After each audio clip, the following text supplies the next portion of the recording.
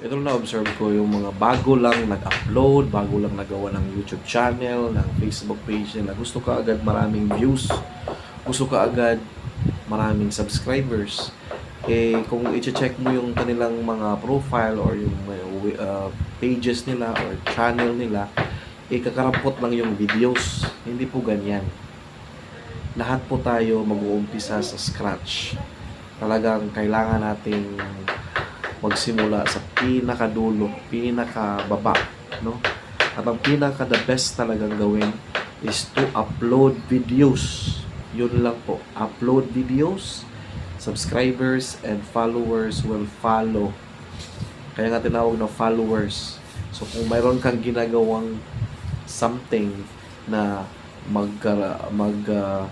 create ng engagement, the more kasi na magawa ka ng mga videos, it will give a go signal or it will give a hint to the algorithm na there's something na nangyayari sa page mo, something na, so that gives them the reason na magawa ng engagement kasi may mga uploads, mayroon silang mai-comment dahil may bagong uploads, mayroon silang mai-react kasi may nag-upload, diba? Mayroon silang mai-share kasi may upload.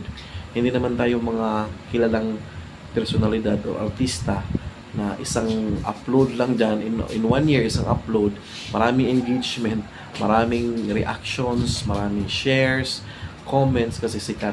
Pero hindi tayo ganun. So, tayo, we need to make at least 10, hundreds, or even thousands of uploads just to be noticed, just to be recognized by the algorithm, and to create an engagement, to give reason nga mayroong engagement yung ating channel or Facebook page. I hope clear yan. Well, maganda din yung sinasabi nilang sub to sub, follow to follow. Maganda din yan sa mga tamad. No?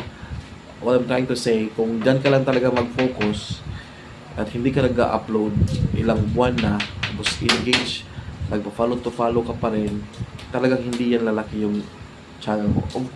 Siguro ma-monetize yan, but hindi talaga yan totally na lalaki.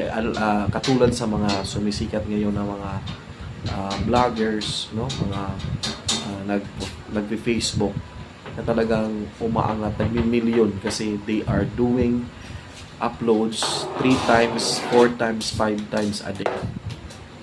I hope nasagot ko yung tanong.